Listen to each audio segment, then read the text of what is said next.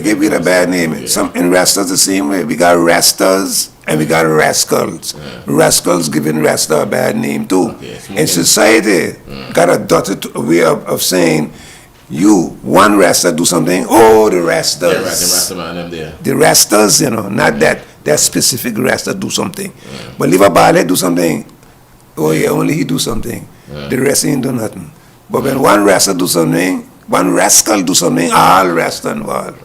They fighting against us from day one. You see what happened to the Californian? All right, yeah. I had to tell you too, by as a Rasta man, do not go nowhere where man gonna judge you as a Rasta man. Yeah. Because you ain't get nowhere. I got you. You could be the best. Jesus was a Rasta. What? You see the treatment Jesus get? Yeah. Jesus was a Rasta. They crucified him one time. And he Good. Was the time that he was crucified. And who crucified him? Yeah. Who crucified The him? Romans did it. Rasta ain't crucified Jesus. The Romans did it. Jesus was a Rasta himself. Rasta wasn't going to destroy his own brother. Up to now, Rasta don't go out to destroy his own brother. We don't have no armies. We don't have no bombers, no aircraft carriers. We don't have none of that about. We ain't leading no army going anywhere doing nothing. People don't notice these things. But Rasta man is the number one man on the planet. People Rasta need to man. understand these things. Yeah, Brother Hammer? I have to get myself out to have. There's a show in the village too. We have to start promoting some music as well, so we have to get ourselves packing. But you see? But we got, we can have time for these things out later on. But a whole lot going on around here now. Yeah, man. For the season. So, Because tell me quick. There, we were talking about the boat race there. Yes. The last race. Yes. With the real deal in the Wizard. You saw there. I saw it. Yeah. I watching everything Hammer. Yeah. Okay. Hammer, the real deal in the North. Yeah. Coming in from North. The Wizard traveling North from South. Yeah. Okay. The Wizard going over. Real deal coming into our center ground. But you know once you're going every you're going in center ground, you got to attack to get to center ground. Attack, yes. The real deal crossed the Wizard by it wasn't far. Not across. Crosser. You know what the captain me know. This is what I show people. That I love to know that the youngsters out there doing a thing. But some of them don't like to listen. They think when you reach here, you don't need to know more. You understand? I've been sailing my own boat from 8 years old. Tacking it, pulling the jib and pulling the sail, one man, one little youth, in bed in his pond. Mees Bay, bed in his Mees Bay. You understand where I come from, Brother Hammer? You know, he could have done a better job if he had that kind of vibes. But on the boat, you don't get that way. You know what? On the boat, you have what you hear, and the forward man giving instructions to you. You're reading the winds. No. And you have the other guys say what to do. And it would mean then that a fired man need to be more educated on this thing. The forward man is the man. The main I will share something. Yes. When that boat crossed the Wizard, the Wizard was supposed to go north for another 10 to 15 seconds. You give yourself, the boat can sail 100 and something feet in 10 seconds. Once she's sailing, she can sail 100 and something feet in 10 seconds. Okay? You give yourself, you try to get over at least 100 feet.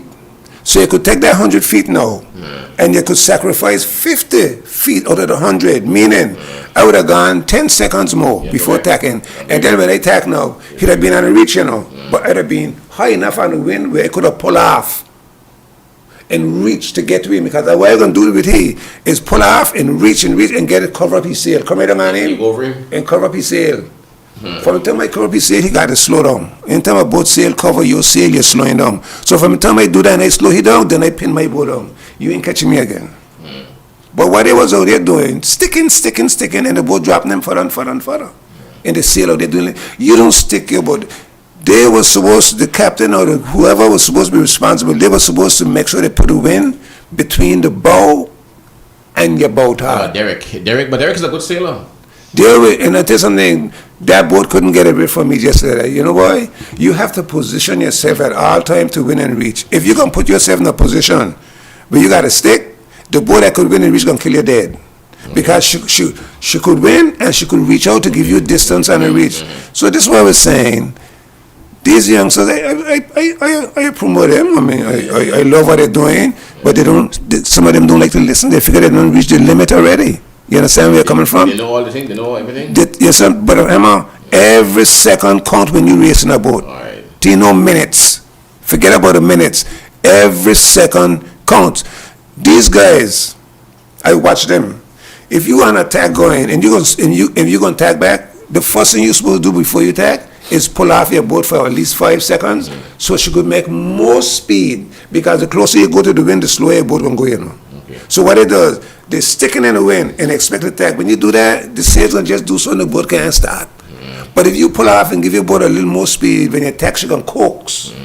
Because she got a little speed. So while she coaxing, you pinning down, and all she gonna do, develop her speed and go I faster. got you, bro. Right here. Hey, bro. We have anything now, but thank you for that, though. I mean, you would know. You sailboats before. Yeah, man, And 8 years old. Young son would have heard you on this one too, and I believe that at some point you should go down by the sailing school. And To be true, but I'm not shutting you off.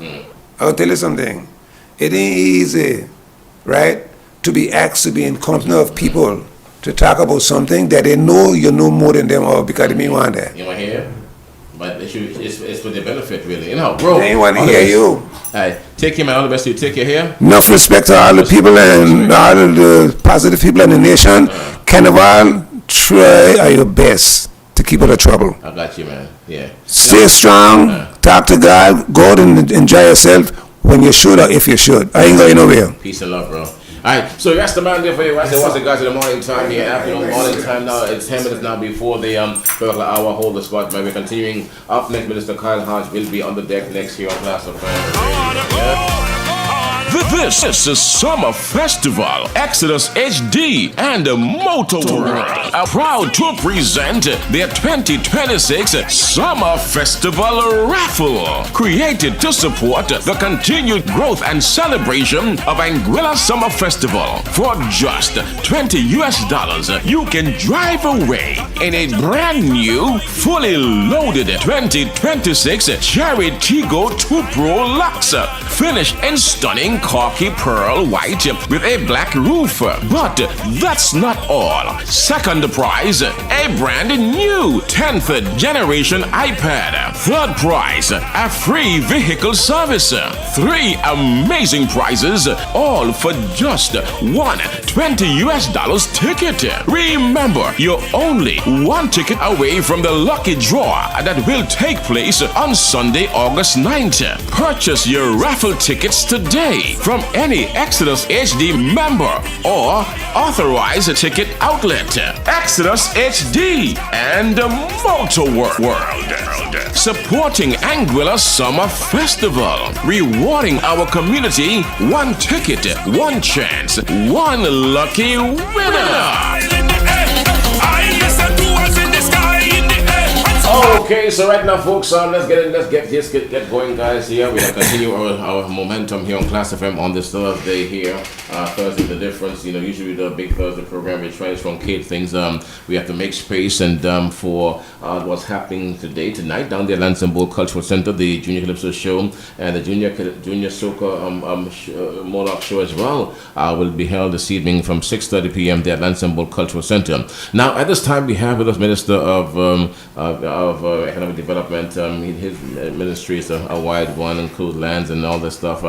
Minister Kyle Hodge, he's here with me right now. Go across here with my brother. Let me say a pleasant good morning to you, sir. Welcome to the program. Yes, Hamo, good morning to you. Good morning to your listeners. Like I always say, good morning to the positive side of the nation. The positive side of the nation. That's what it is right now. Yes, and that's his rallying cry every single Thursday he gets here. He be the positive side of the nation. There's more positive than negative, and that's a good thing. That's how it should be. Yeah, all right. yeah. So you're the minister of in many areas. I know the water falls under your ministry and other areas, lands, etc. Water. Let's get into it quickly. One time, water has been an issue for some time now. We often have to speak of pipes that you brought in recently here. Have been sitting for some time. So just sitting there for some time now. Where are we with water infrastructure development, or water itself, the infrastructure, the piping, all that stuff, the networking? Where are we with water? Yeah. So the pipe came to the island in February, and as you can see, we're in July, going into August, and it is very disheartening that in government there are so many procedures, and the bureaucracy of the day is something that slows progress down tremendously. It is a very disappointing thing.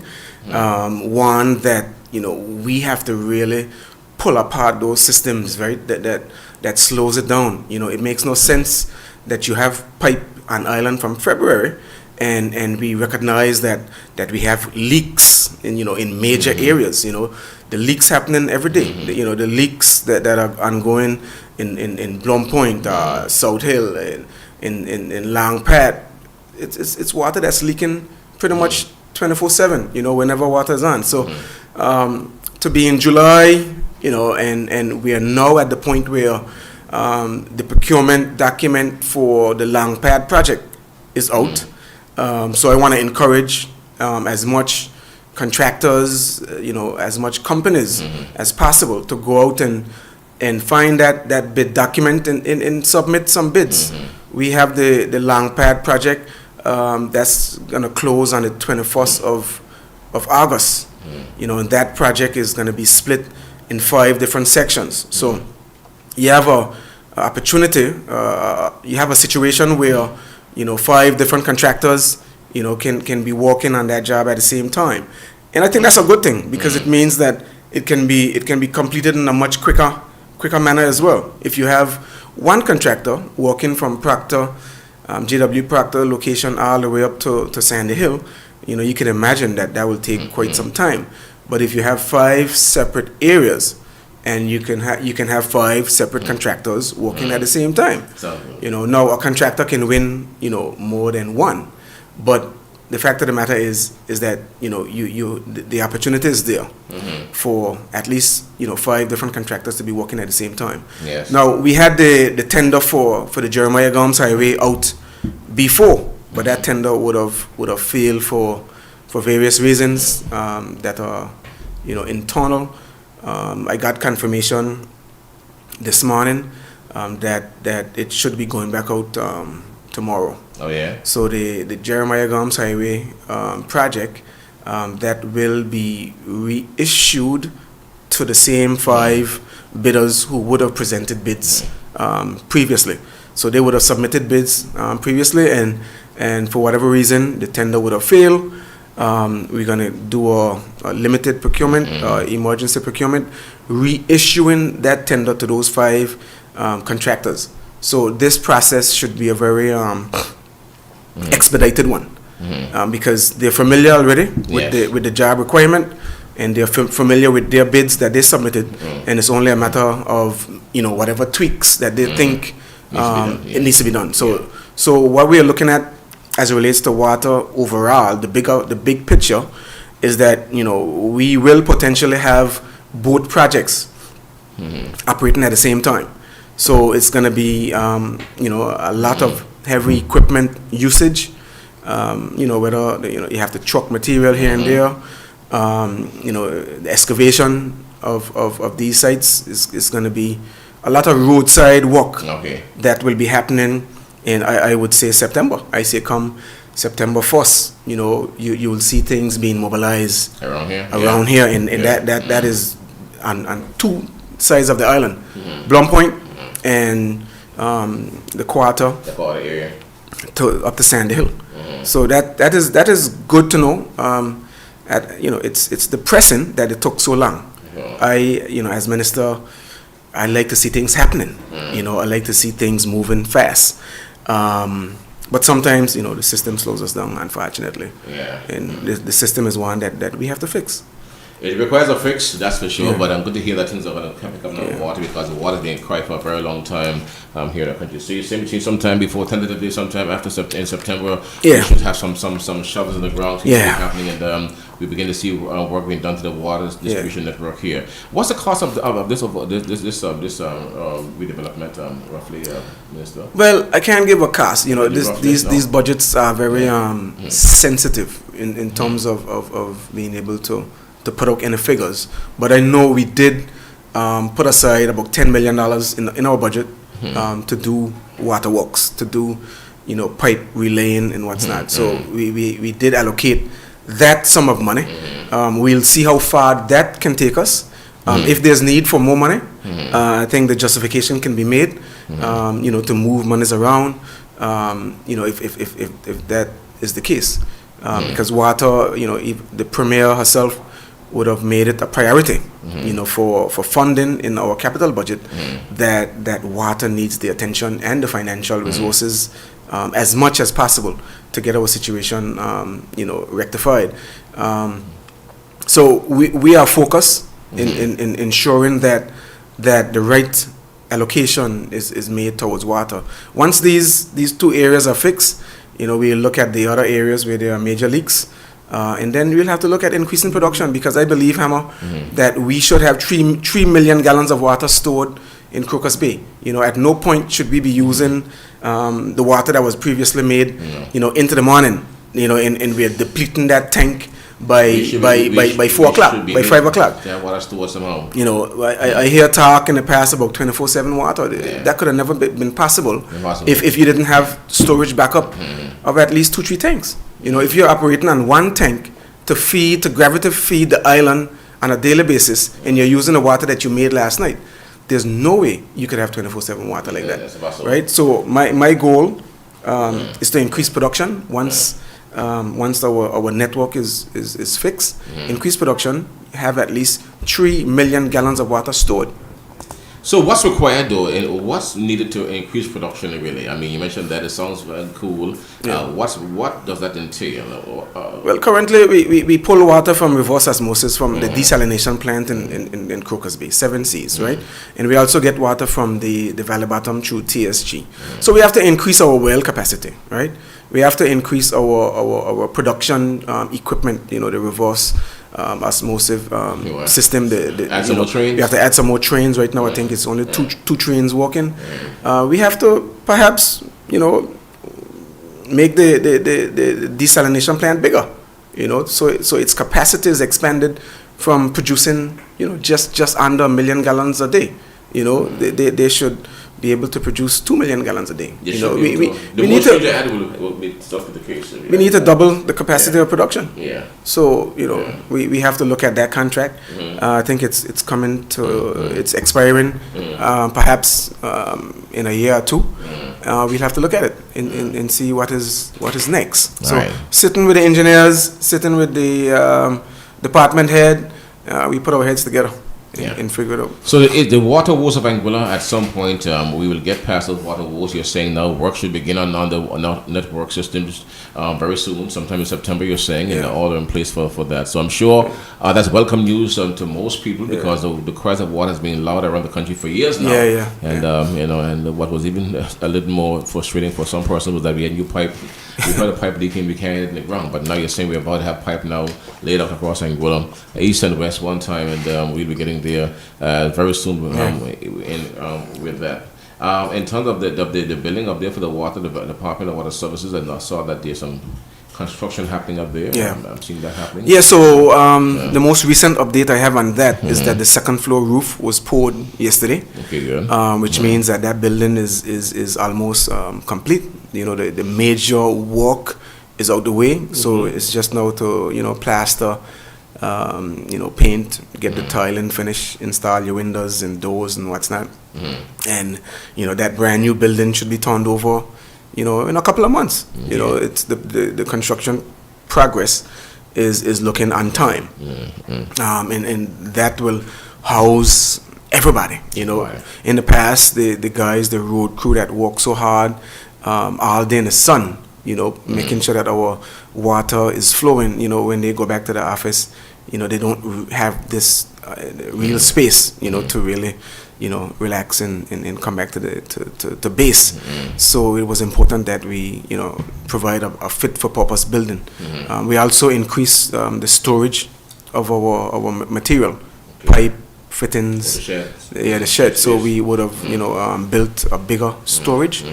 With 2 big garage style doors to allow for equipment to drive in, drive out, what's not. So we would have included the storage building as well. So brand new storage building and a brand new 2-story water building is on its way. All right. Now that's water, folks. So you heard that the comprehensive update on water there from Minister Hodge. In terms of the other area now, economic development, MOUs and proposed projects for Angola.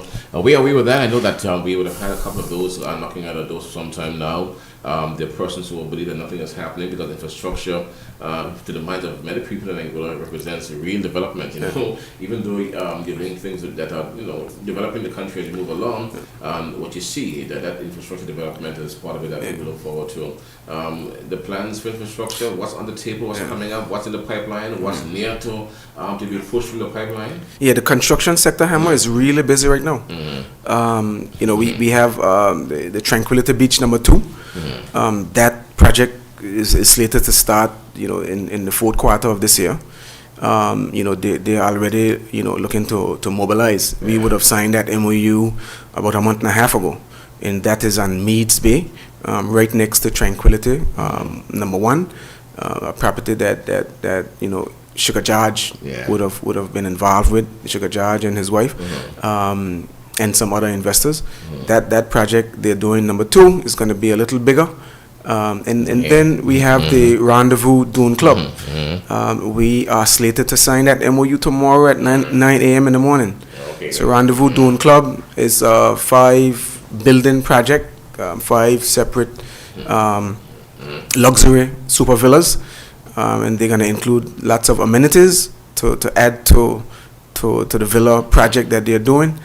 That's another beautiful project that's supposed to take place. They're going to push off this year as well. So construction slated for the ending of this year is pretty heavy. Also, there's the beach enclave right next to Aurora, to the east of Aurora. That project is also slated to start. Now, we've been discussing some other MOUs. It's a bit too early to say where they are, what they are, but there are 2 major projects to come, and I'm looking forward to see those through.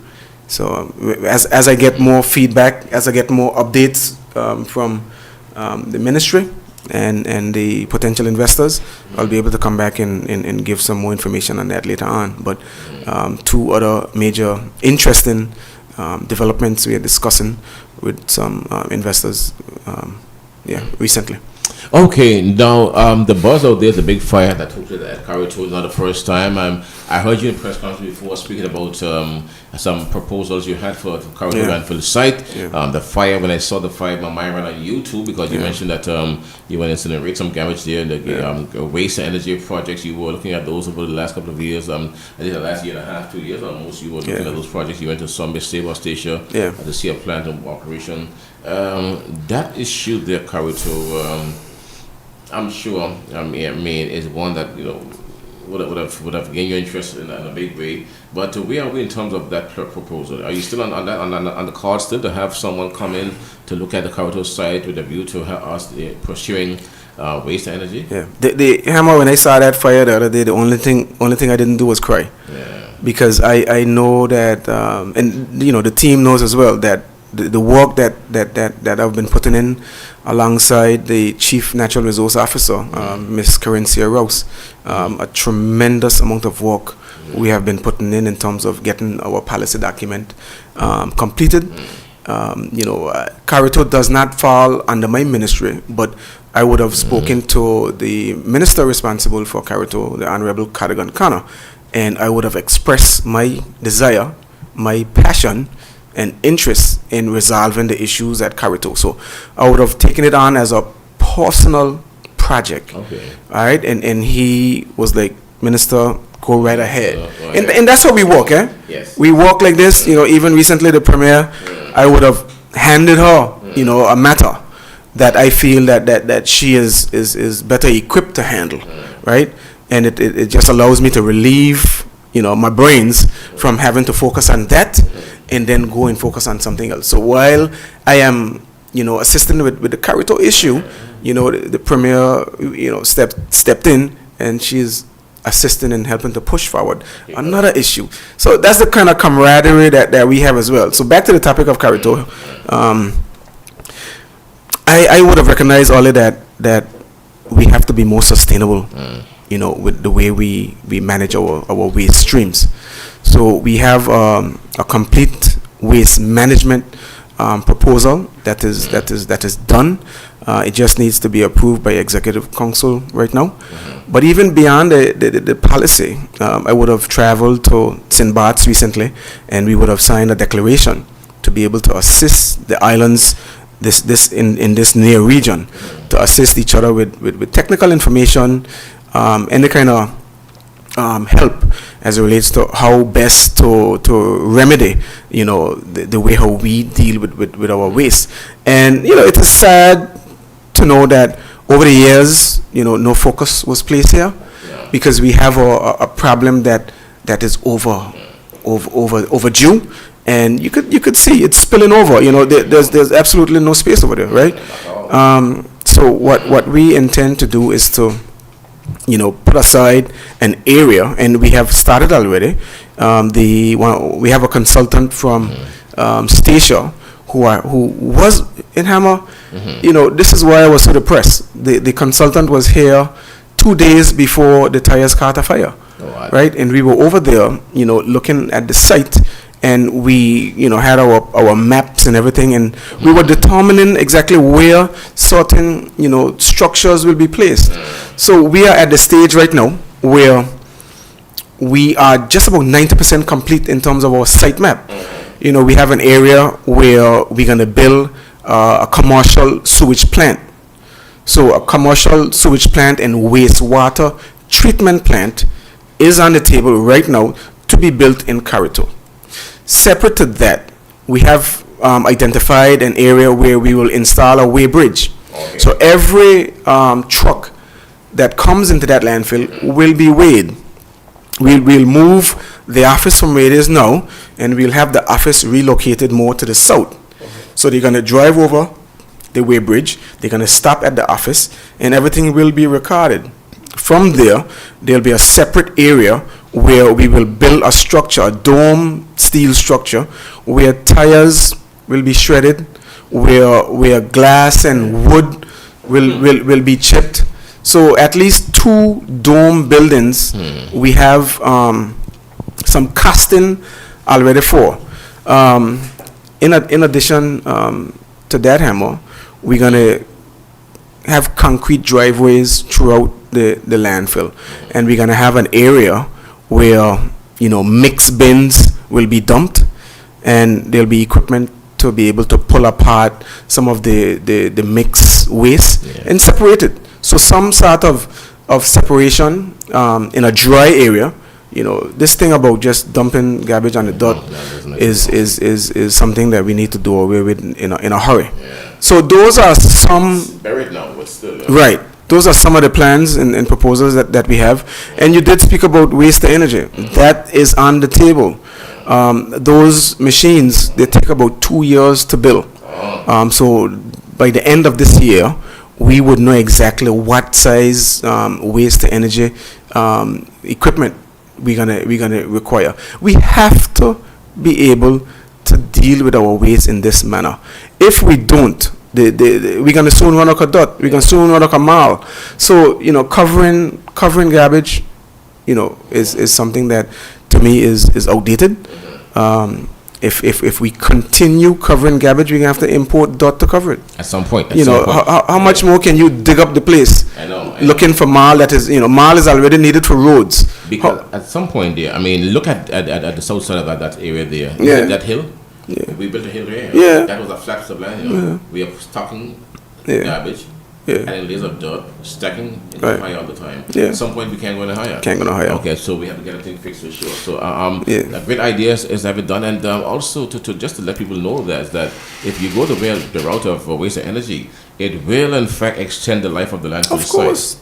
Of course. It will. It will extend it. Okay. It will allow you to reclaim more land Alright, that yes. you have been using up all these years. Yes, yes. If you continue down the path that you are now, then we'll have to relocate the landfill in a few years because we're going to run out of where space. to put it, and the where you gonna put it? issue where to put it. Exactly. Where do you put Carito landfill site? So- you don't just have many other areas in Angola we can put a site right now. So Yeah. we have to make sure that site is sustainable. Correct. And the waste Correct. energy, to my mind, is the best way because. And I also said in my commentary programs recently here that all the metal we have there, that metal, metal is expensive. Yeah. And it's very precious to Yeah. us as an element.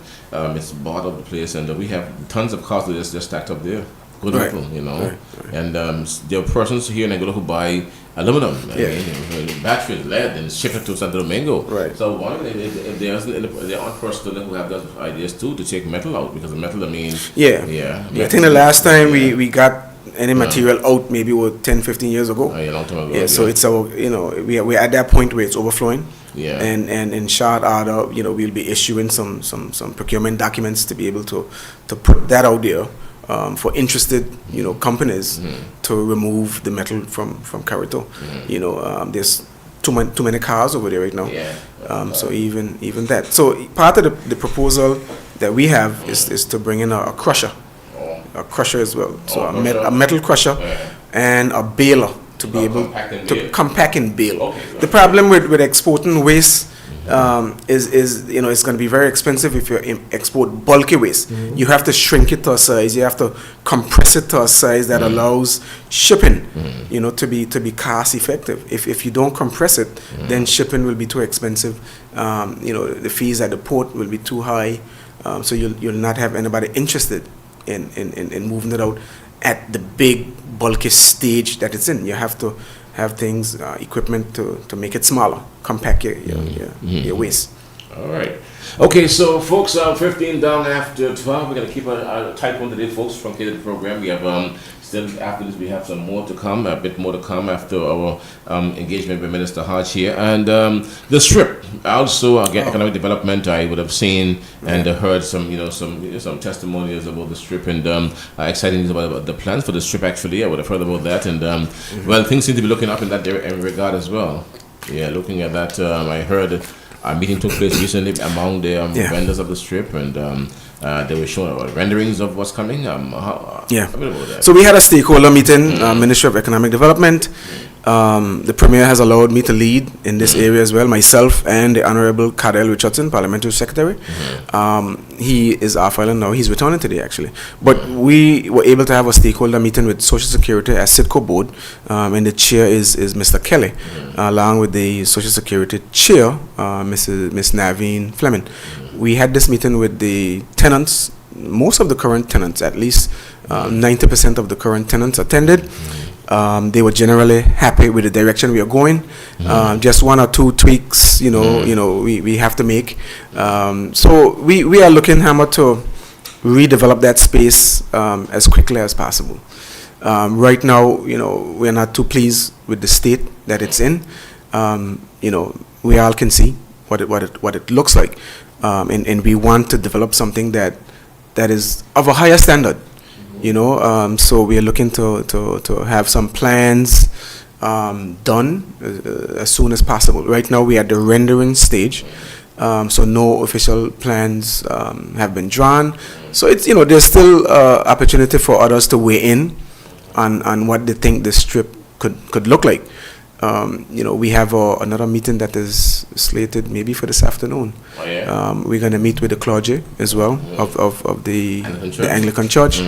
The idea, Hammer, is to, take it away, take some of the action, the bars, just take it away from being right next to the church. And we are talking with Social Security about how we can push it more to the north side. So we're having some really good discussions on the strip. And interestingly as well, while we are discussing the strip, we have discussions with an architect on the cricket field, the James Ronald Webster Park, and the redevelopment of that park.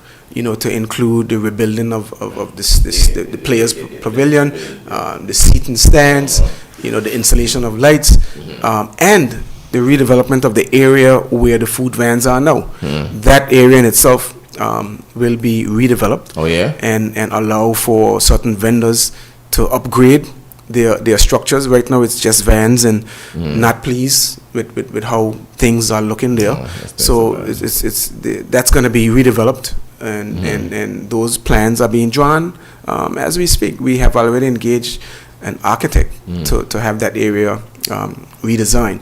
So we're looking possibly at a redevelopment of that entire boulevard, and I'm going to call it a boulevard right now, because that's where it's heading, Hammer. You know, the Minister of Infrastructure, Minister of Palsec Cadell, they are both working on the asphalt procurement. That's out. So that road will be asphalted, that road will be fixed, and that road goes from the airport, goes down to the stoplight, and then comes down to the roundabout in that area. So that road will be asphalted, and then we have the development of the cricket area, development of the strip.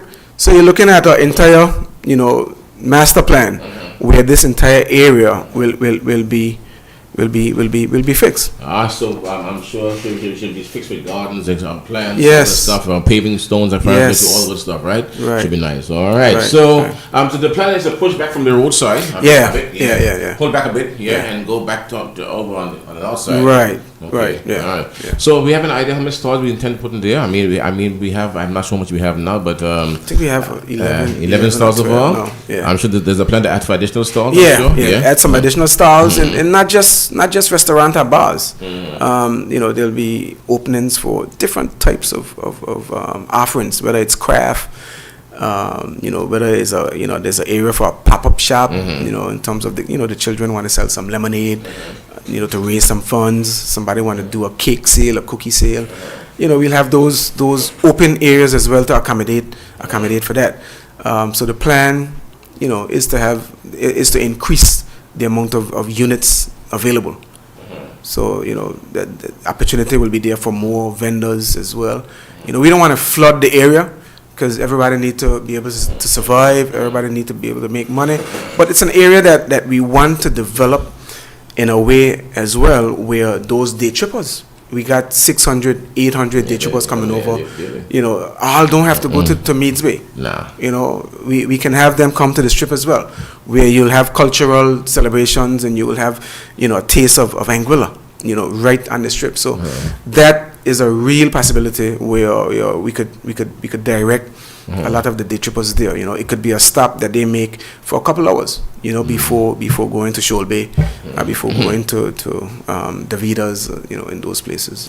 And the fun zone too. They Right. the fun zone a whole lot really, so we can Right. develop that area Yeah. for the benefit of our people. We're hearing you on that. Yeah. So folks, you're hearing it here for sure. Just about 21 minutes after the 12 o'clock hour and other areas. In terms of lands now, I mean, that is an area that I believe that we have lots going on there. Any new developments in lands areas? Lands, we are in discussion right now with the owners, the representative of the ball field land in Blum Point. That land has been always used by the community for playing space. Lots of cricket matches would have taken place down on that field, and you know, we've engaged the family. We have done an internal valuation of that property, and we, in short order, we'll be making an offer to that family to be able to acquire that land officially for the use for the Blum Point community. There's also a situation in further down in Blum Point where the dolphin facilities were.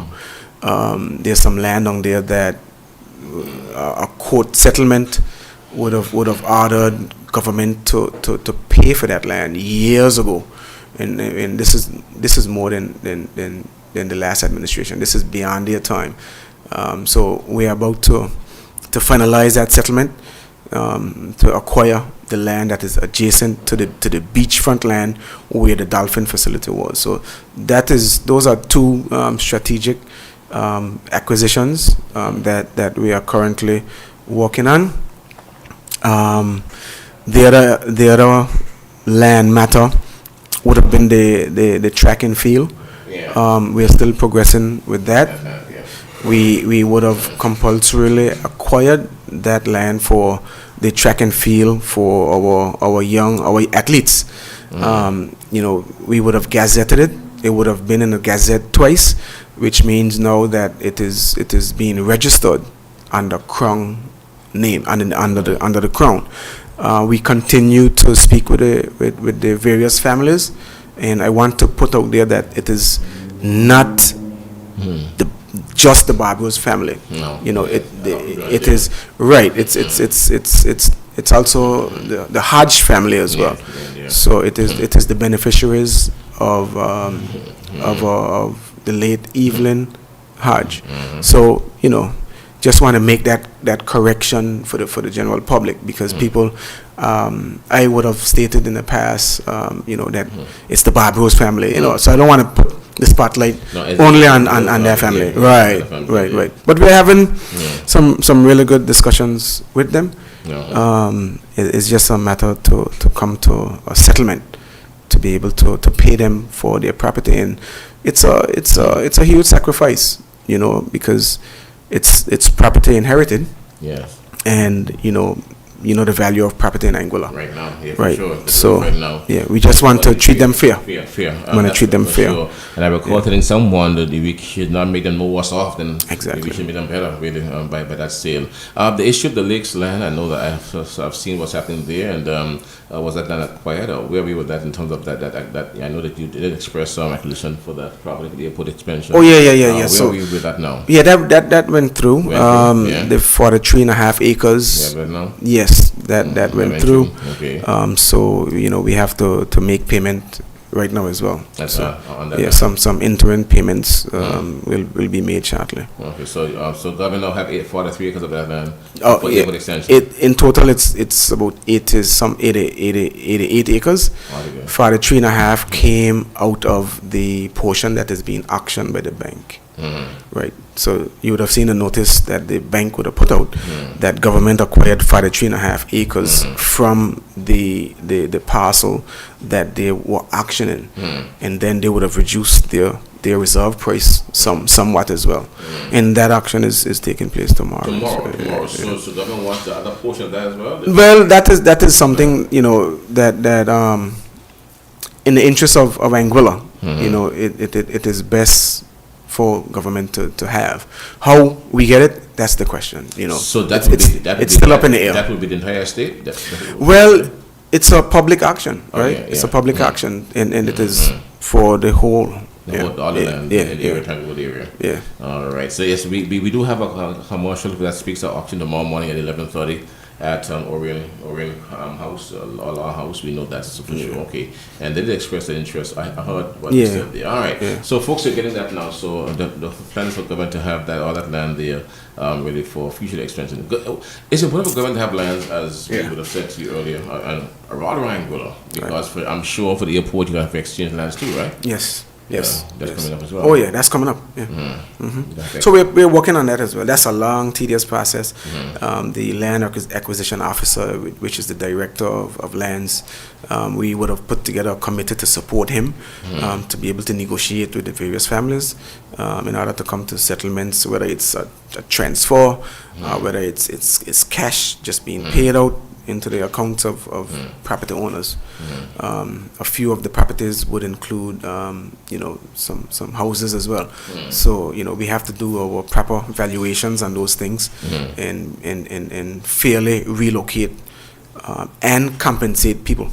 Yeah. So that's happening. All right.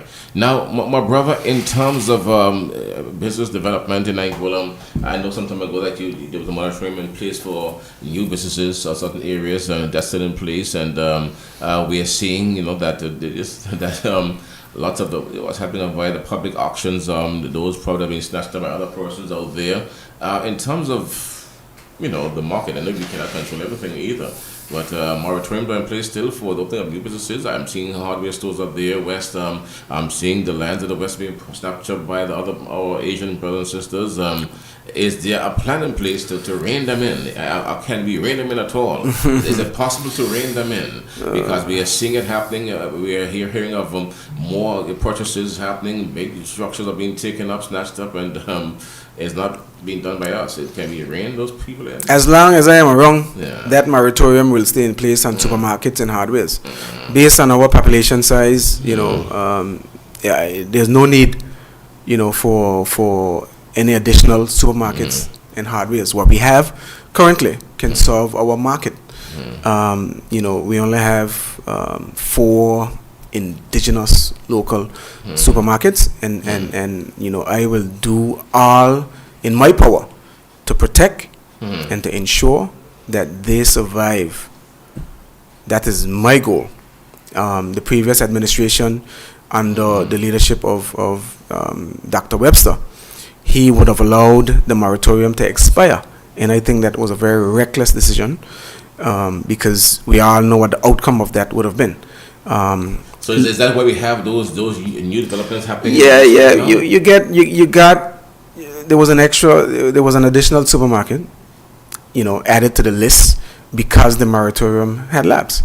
You know, but thankfully it did not lapse for a long time.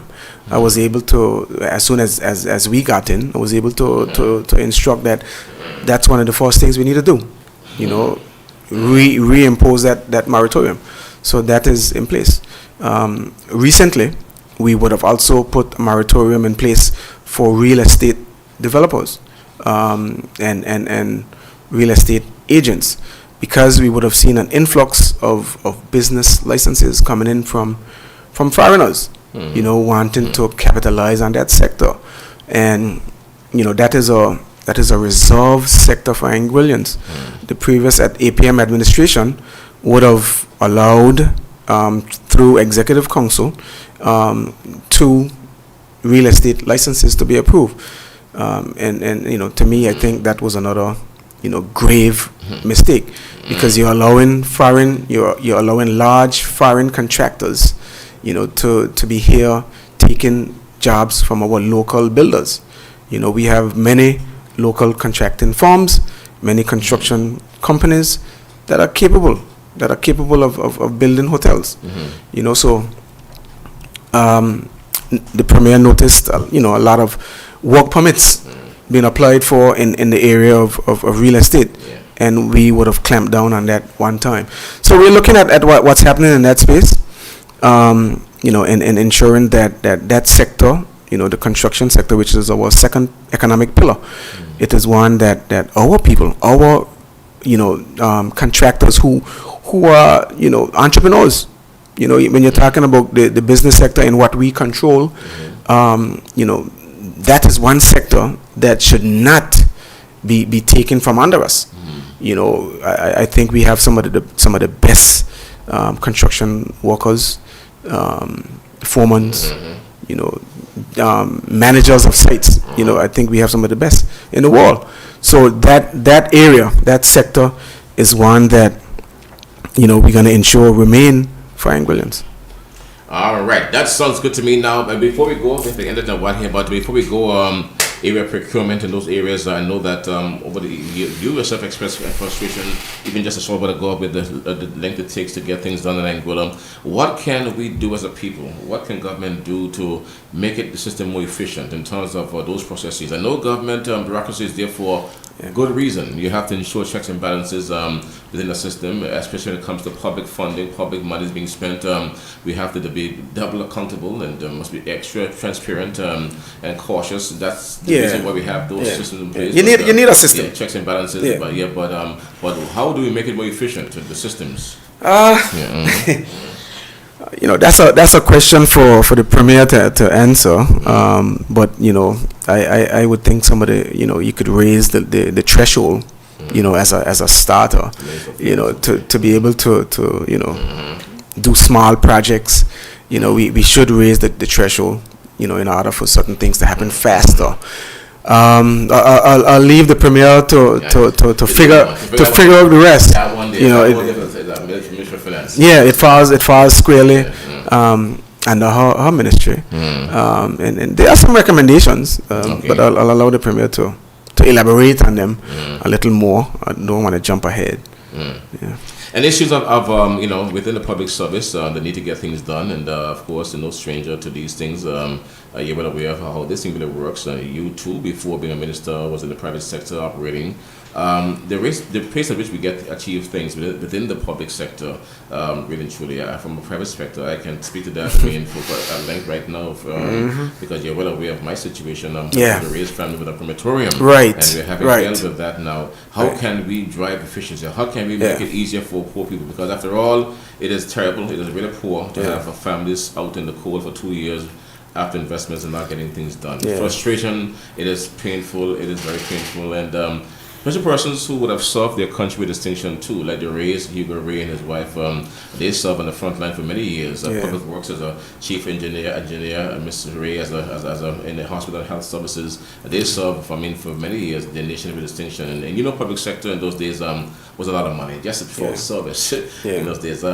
What can be done for us to really and truly bring public sector in line a bit more with how we do things in the private sector, because obviously what's happening there right now, to my mind, is not good. Good.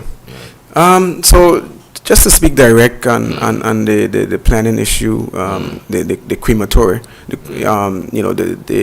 that matter has been around for a long time. I would have inherited this stalemate, and I would have done my investigations. I would have gotten a new PS who would have had to familiarize himself with the matter. And now what we have is a situation where the principal planning officer would have retired, and there's now a new principal planning officer in place, and we have to go over the documents. We are looking at all the documents. There are also, if I can also add this quickly, there's also the position was advertised. And we had some applicants, and they would have done some interviews recently. So we may be looking at a permanent PPO very soon. The crematorium matter, Hammer, that is one that I would have given over to the Premier for her to intervene, for her to with her legal background in her method of resolving matters. I've seen her resolve very tough matters, and her style, her approach, her demeanor, her wisdom in being able to handle very complex situations. I really admire how she goes about it. And I just this week I would have asked her to oversee this matter, take it completely, under her control. But I don't think it's too far away from being approved, and I'm speaking strongly about that. I don't feel it's too far away. There were some issues with the height of the stack, being in the airport cone. That further complicated the matter. I think if it was outside of the airport cone on the approach, the height could have gone as high as possible. So there are some complexities, different complexities regarding that application, but I am confident that it will be dealt with very soon. All right, well, I hear you on that bit of stuff. Well, it's not about 2 years, a very long time. In Somebody? fact, since I've been on this matter 2 years now, and before that, the late Daddy Ray would have been around for umpteen years, but would have run around as well, and he would have done his share of work. What he was asked to do, submit EIAs, all this stuff. Even me myself would have done some amendments recently to that EIA, and we are no closer. But hopefully, I'm hoping now that you're saying that Madam Leader now have the hands now, so that pressure on the Premier. I hope that we can get some developments going forward on that, because God knows in the developed world, you live outside of Angola for a while, right? And I've been observing those things around St. Martin elsewhere. They're everywhere. I saw a photo from my Williams sent me a video of somebody here in Florida where a restaurant is right there, and there's one on the other side of there. He laughed at that for sure. And also, I'll give you a joke. When I spoke to the consultants recently about the amendments, when they were asked about this stuff, they asked me jokingly, am I developing an oil field in Angola? Because the askings really at the time, they said the stuff you asked for oil fields for. This is using a machine gun to shoot a mosquito.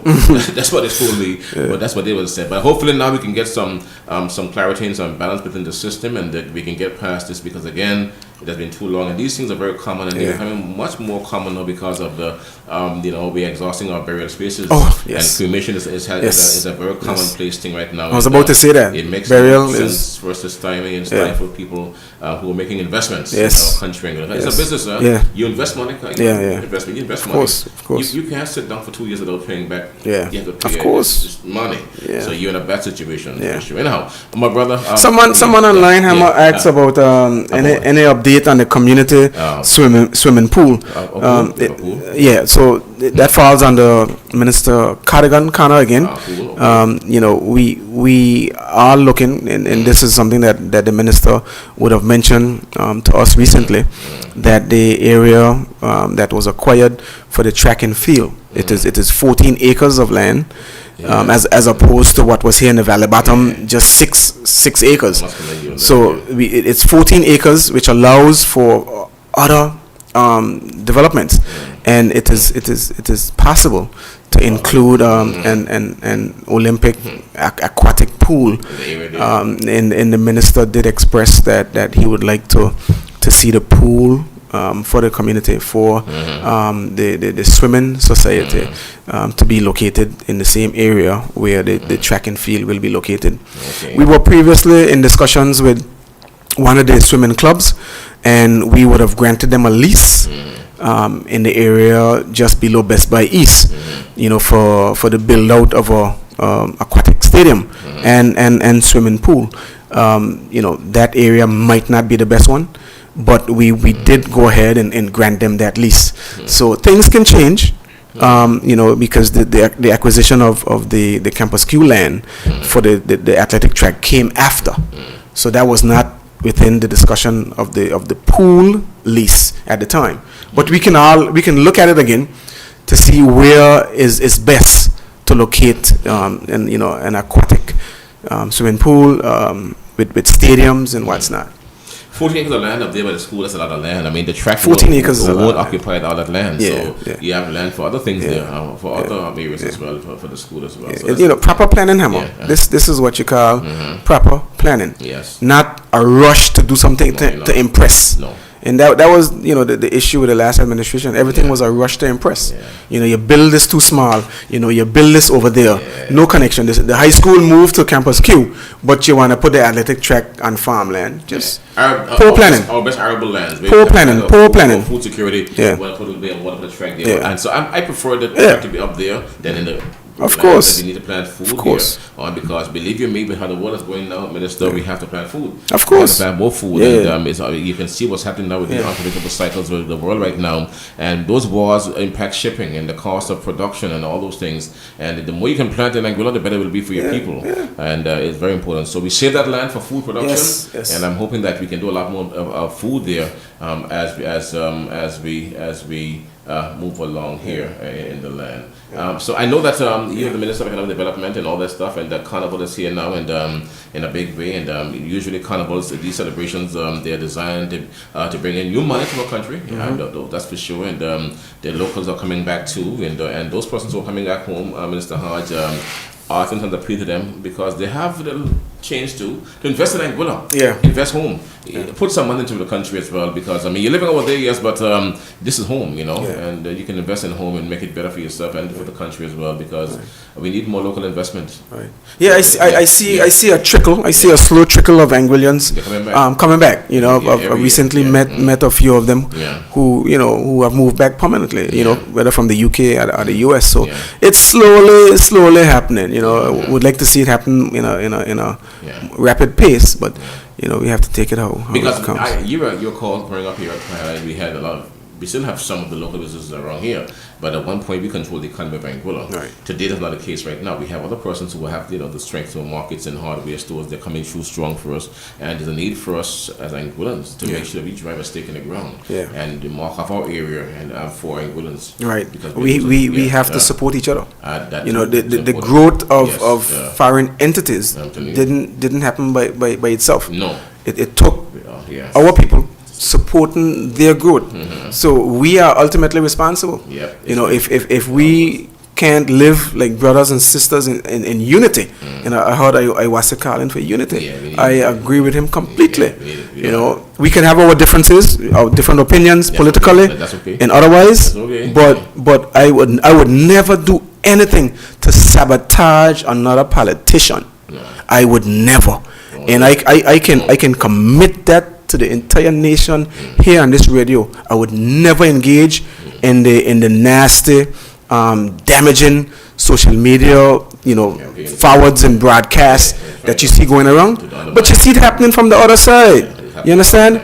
It doesn't make any sense. We can disagree on matters, but when it comes to damaging somebody's reputation, when it comes to boycotting a business because we have a difference of our opinion, in this party, in this term versus the other party, you would never see that happening from me. And I can say you ain't gonna see it from nobody on our team as well. Yeah, but I can speak to that too because I have had contracts here for years, and on the other side, and after a while they just yank Kenya. You know what I'm saying? Because they believe that Hammer is it's ridiculous. So they no longer support Hammer. But Right. that's It's okay. ridiculous. It's childish. That won't hurt me for sure. But That's our problem in Angola. Yeah. You can go over that, but Yeah. but the person who would have done that over the years because Yeah. of your opinion, they just pull Yeah. out you and go Yeah. because their view is different to yours. That we have a conflict in positions on Yeah. matters. So I no longer support you for that. Unity. It's Unity. yeah, we need unity Yeah. among ourselves for sure. Brother Minister, thank you for Yeah. coming in. All the best to you. Take care. Thank you, Hammer. Have a Appreciate great it. summer festival season as well. Thank you. Bye-bye. Thank you. Okay, so good. So Gloucester from here in the afternoon time, folks, and I have one more session.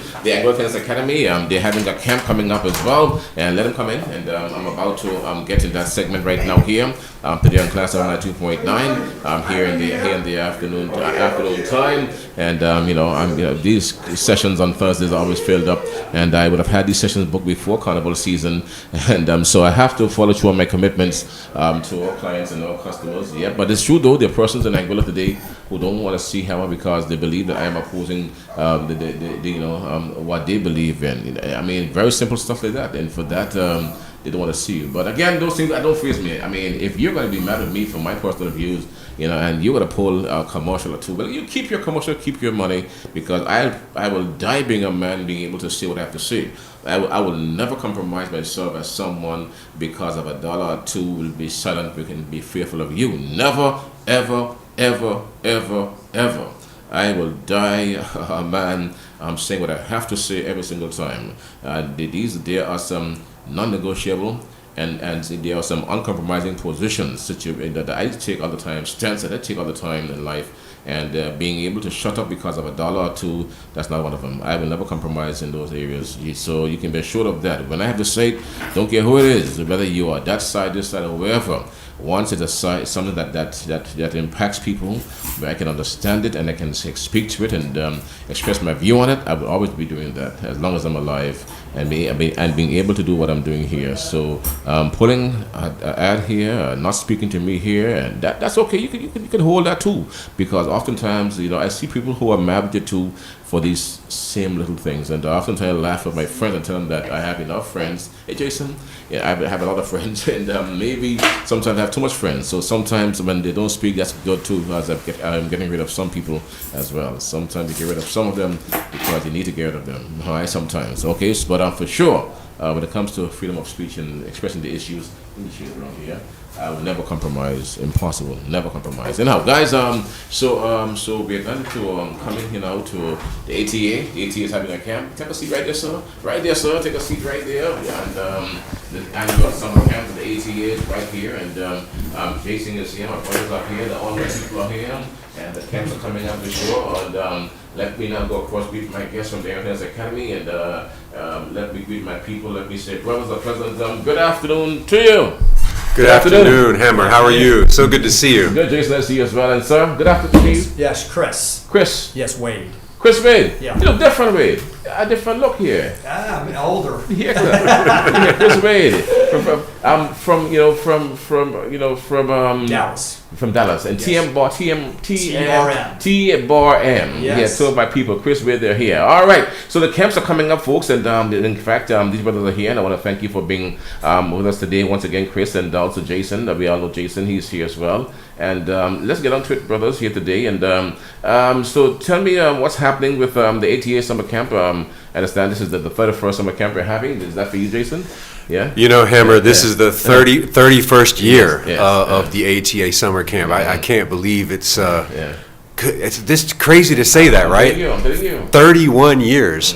And I was speaking the other day. We had a ceremony on Monday for Drayden Lyko. He's just received a tennis scholarship. Okay. And it's number 20, I believe, that we've received so far. And I was, mentioning the premier was there and other people were there. And I was mentioning how I just can't believe how a small little summer camp has turned into such an amazing thing like this. And it just blows me away that, we're all here and still coming to the island. And of course, at the camp, I recognized Chris because this is a story that most people don't know. I actually don't think you know this, Hammer.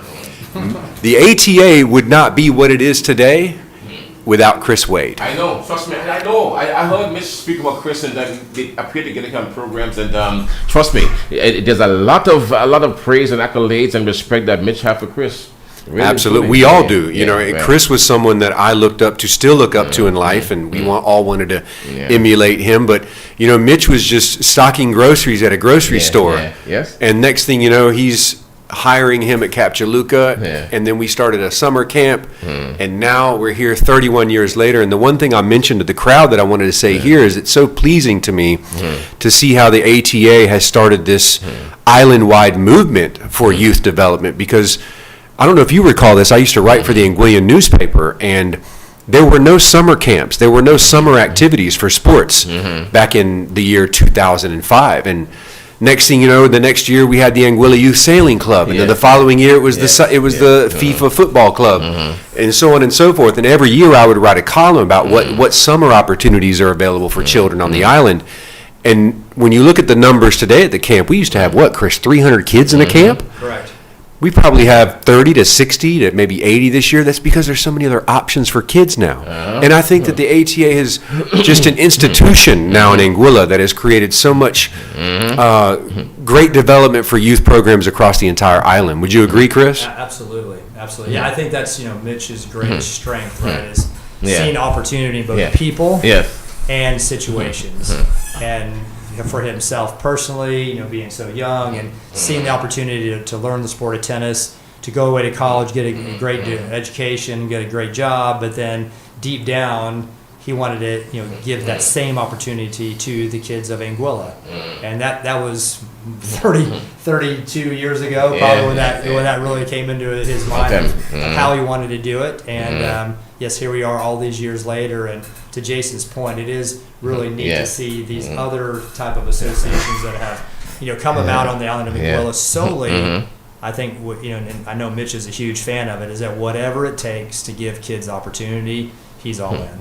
He's all in for sure. Now, Jason, as I said earlier, you're not related to Anguilla at all, related to Anguilla. Tell us here, the community, what brings you back to help with the ATA year after year? I think you answered that to some extent a while ago there, but in some more detail. What brings you back all the time? Is it a bit more about that? Hammer, I have been dedicated to this island for 30 years, honestly. And one of the first trips I ever took traveling abroad was to come to Anguilla as a young man.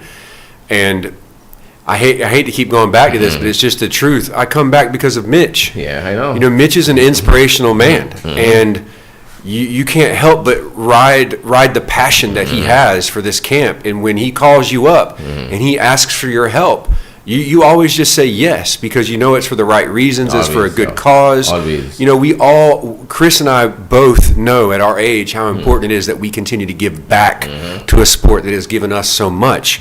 So we love coming to Anguilla, not only to support the academy, but just to experience the island. The culture here is just amazing. The people are amazing. Forget the beautiful scenery and the amazing food, just being with the people and being in an area of the world where Honestly, there's still very clear values here and morals and ethics. And yes, I know the island probably has problems like any other place, but things are a lot better here than most places of the world, if I'm being completely honest. And that's what keeps me coming back. See the joy in the kids' faces. Primarily, though, Hammer, I come back every year to help develop the coaches. I know. That's my main role. You know, I'm a coach developer. As you well know, I assist with curriculum writing for the USTA and Yes, yeah. coaching certification. And so when I come here, yes, I like to work with children, but my main priority is to develop Tristan and Shridat Right, yeah. and Khalid and other pros that are working, as well as our young college players. They're going to be coaches soon too. Yeah. So we're pouring all that into them. All right, and Chris, you also know, stranger, you've been here for a long time, Chris, for all the years I've known you for a very long time. Why are you so invested in the ATA, man, and helping the kids of Anguilla? You're very much invested, I can tell. You are one of the drivers here. Yeah, no, I've enjoyed it all these years. I enjoyed it when I started coaching the kids. Just, I was the director at Cap Juluca.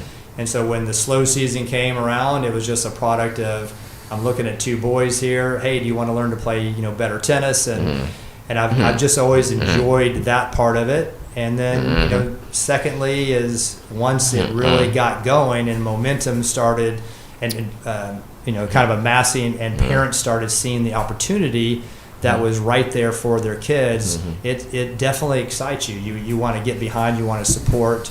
As you know, we bring a lot of the ATA players to Dallas to train at my facility, which is, they'll tell you it's an eye opener, right? I think Drayden said the other day, like his first day, I think he's 17 years old, and we have him play against a 12-year-old. And he said he gets a whooping that first day, but we only do that to really show you like what they're doing in Dallas specifically. It's a huge time commitment. It's a commitment to really loving a sport, and because you love it, you're going to work a little bit harder to improve on it.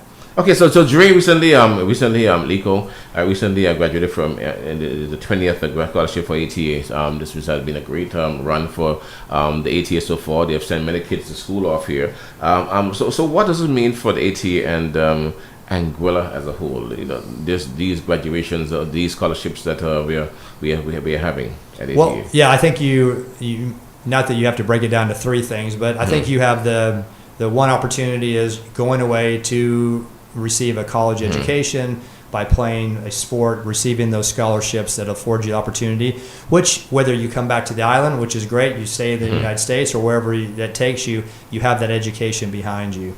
Secondly is that the resorts around Anguilla are now mostly all kids who've come from the Anguilla Tennis Academy. So there are job opportunities that are all of a sudden a reality for players. And then the third component of it, if they don't choose to play tennis in college, they just learn how to compete in a sport that really builds character.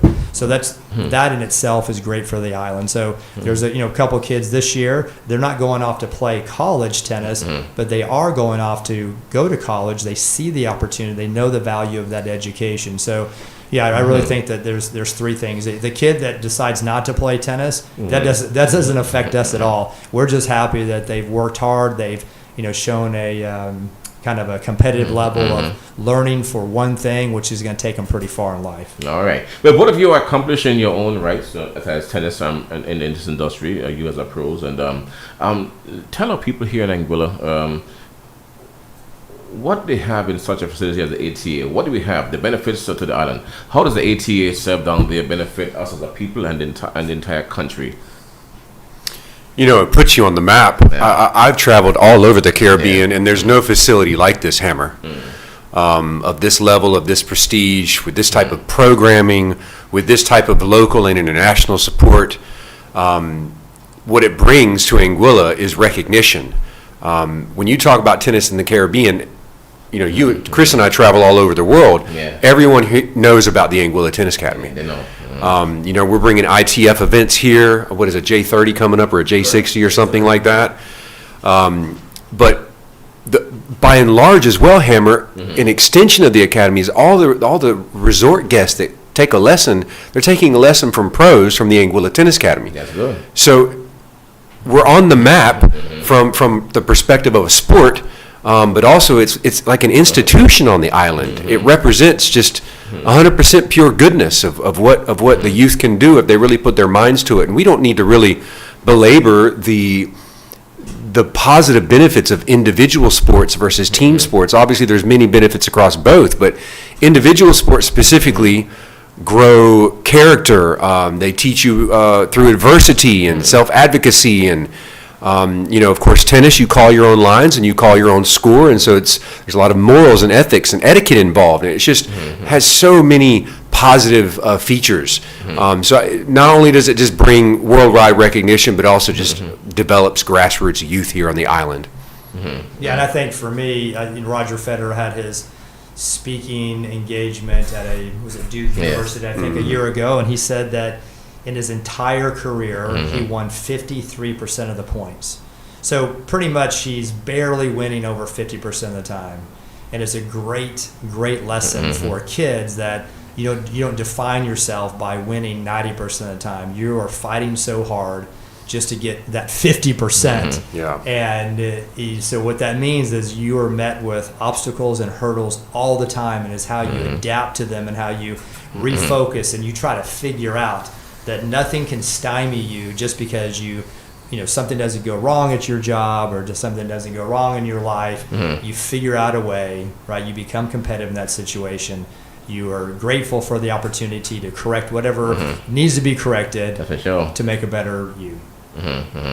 And that makes a lot of sense for sure. Well said, well said. Okay, now my brothers, I know that you have been friends with Mitch for a very long time. Great friends, actually. You guys, you're huge with Mitch, I know for sure. Truly, what do you think of him and his accomplishments really throughout AT over the last 31 years? I know you mentioned some of it, Jason. I heard you also, Chris. But more comprehensively, what do you think about this brother and his accomplishments? After 31 years with that AT, he's been struggling for years with that stuff, and you guys are here to support him big time. But your honest impression of opinion of him, Mitchell Lake? Yeah, no, he's a man with a dream, and I'm sure over all these years, in some way, shape, or form, you've heard that, his dream to give this opportunity to the kids in Anguilla, and speaking of obstacles and hurdles in front, it's all it's been for 30 years, and somehow, he has figured out a way. Every single time. And, a lot of it, unfortunately, just the honest truth of it, is just the financial part of it. Yes, I know. You have to raise so much money from the private, factor. Jason brought it up.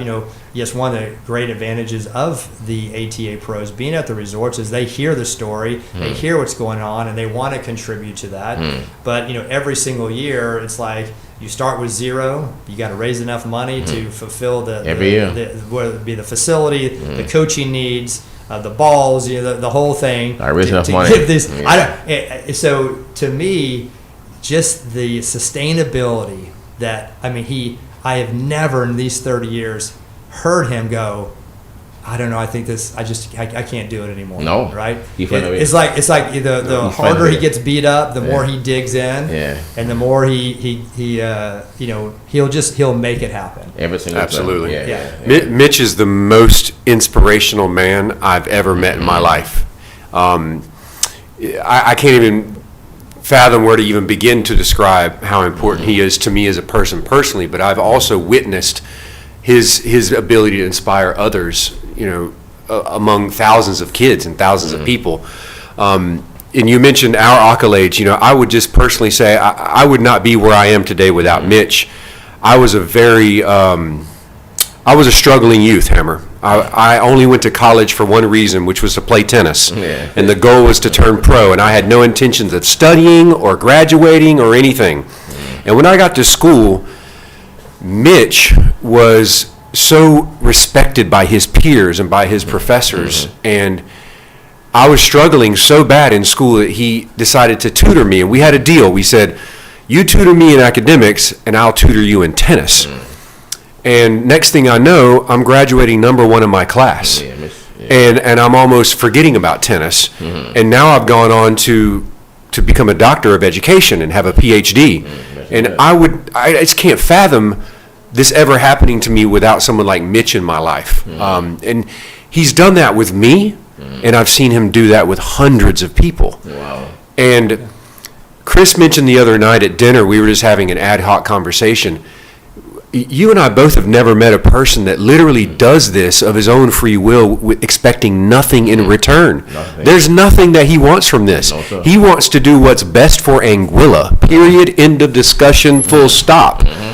Has no gain for him. Nothing. Nothing is real. And much to my chagrin, I'll say this as well. He's also, like Chris has said various times, the king of second chances and third chances and fourth chances. He believes in people. They realize that. That's a fact. That's who he is. That's who he is for sure as a man. Even with all of us here, Mitch drives you all the time. He's very motivated. Very motivated. He keeps on pushing, and despite his other business involvements, whatever he does otherwise, for somehow tennis remains focal, central in his life. This academy is a big thing for him. No, Weekend absolutely. will be a big project here, and when Mitchell will break off and say, "Hey, I forget to the ATA." He forget everything and go to the ATA. And he goes to the It's ATA. It's a strange thing. I think And we it have doesn't matter to- what it is we're doing here. He would disengage and just go ATA one time. Well, I think he's Yeah. always appreciated what tennis did for him. I think so. At age 15, right? It gave him, whether it was the ability to play a sport, meet the most influential people in the world I that think were so. coming to the Yeah, resorts, yeah, right? yes. I mean, his whole life really, came into a situation where he saw the opportunity, right? And he saw that, hey, if I really dive into this, and tennis has given me this experience, again, what this would make, how much this will make a difference in the kids' lives. If they see it in me, they can believe it in themselves. That's for sure. All right. Now, Jason and Chris, as we get set to round out here, what parting words would you each like to share with our government and the community as a whole about the ATA as we close out here today? I just want to thank the government Anguilla. I've been involved with the ATA for a very, very long time, and we have always had the support of government. I think that I think they could do more, but they've always been quite supportive. I would like to see them do more financially to help the ATA. We have a massive tournament coming up in November, the Anguilla Cup. We need to resurface the courts. We need to do some upgrades at the facility. I mean, we're going to be inviting some of the best players in the world to the ATA. When you look at the courts now, they definitely are in dire need of resurfacing, and the government can help with that. But I do want to be clear and thank them for the support that we have received over the many years.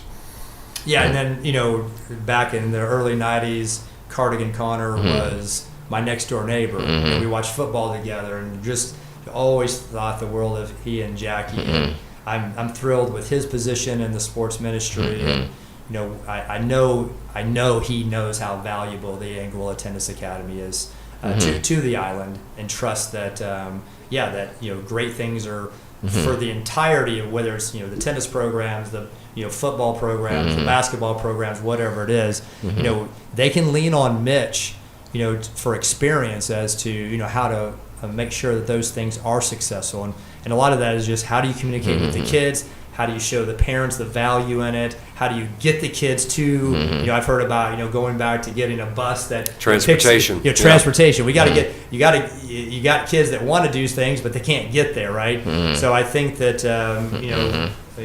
Cardigan and all the people that will be working on behalf of the kids of Anguilla, I think they kind of seen the way that the ATA has done it, and it's a great little roadmap, to make other programs successful. Yes, all right. So Chris Reid from TM Bar, what's it? T-Bar M. TM Bar, yes, in Dallas, Texas, and of course a great supporter and promoter and defender of the ATA, and then Mr. Jason, all right? Jason, another great brother for the ATA, have been here for many years, and he helped from the very all the years of development of ATA. Have been here on the ground for so many years, man. I want to thank you guys for coming in. Thanks for sharing the story. This is a great story to hear at this time of year when we're getting ready to celebrate our summer festival, our celebration. And I wish you guys all the best, man, with the camps. Okay, so all the best to you. Thanks for coming in, and nice seeing you guys again, man. Okay. All right. Thank you, Hammer. Nice seeing you. Bye bye. Nice. Okay. So yes, Chris. Okay. Yes, Jason. Yes, Chris. Nice seeing you, man. Nice. Okay. All right. So folks, we are now at 5 minutes after the 1 o'clock hour. But it's also here we will conclude our Thursday program for today. We've been at it since early morning, and every Thursday we do this, and I will be out next Thursday. I'm gonna take a break next Thursday, and hopefully the other Thursday too, following Carnival, because we do this stuff on a regular. Every Thursday we are here with these extended programs and the content designed to keep you educated, to inform you, educate you, keep you going in our society here, our country, Anguilla. So folks, want to thank you again tonight. Lansing Bowl comes alive in a big way, big event tonight down there. You can't miss it. This is, to my mind, one of the biggest junior calypso shows in over maybe 20 years. This is a big one tonight, and also it's going to also be a junior calypso monarch show and also a junior soca monarch show as well. Big night tonight here and at Lansing Bowl right there. You can't miss it. Be a part of it. Come out and support the happenings, guys. And tonight will be the night. Will it be singing Sabi, retaining her crown after, I think she won it 3 times already in a row right now? Or will it be Princess Paige? Will it be the Stinger? Will it be Calypso, Ray? I mean, who would it be? Who would it be tonight? Will it be Liam? I don't know. But tonight for sure, guys, after the dust is settled, you're going to get the winner for sure. And I can't wait to hear the results really coming from Lansing Bowl tonight. Okay, so guys, you hold the spot. You've got Class FM Radio 92.9. Okay, so just hold the spot, man. Class FM Radio 92.9 here in the afternoon time. We will be right back with you in a bit. All right, so you just hold the spot here that you've got. You ready for the biggest event of the summer? It's the August Monday Caribbean Beach Party, going down on August 3rd, 2026 at the Sandy Ground Beach. Starting time is 12 p.m. Admission is absolutely free. This event happens directly after the Sir Emil Gums boat race that starts at 12. Come and witness live performances by Nadia Batson,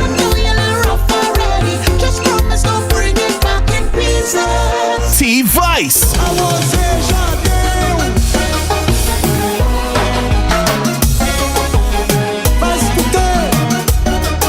Jimmy and Neutron, Freetown Collective. Can you feel the love that's in the air? When the feeling never heals.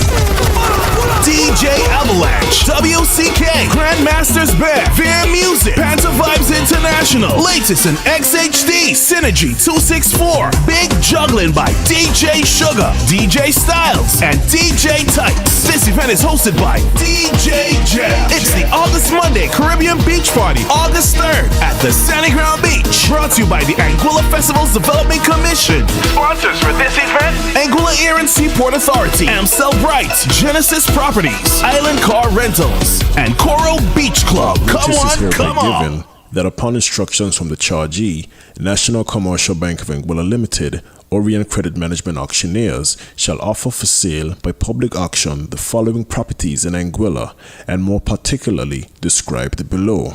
Southeast 79013B, parcels 160 to 257, sold together. Area parcels 160 to 256, approximately 35.48 acres.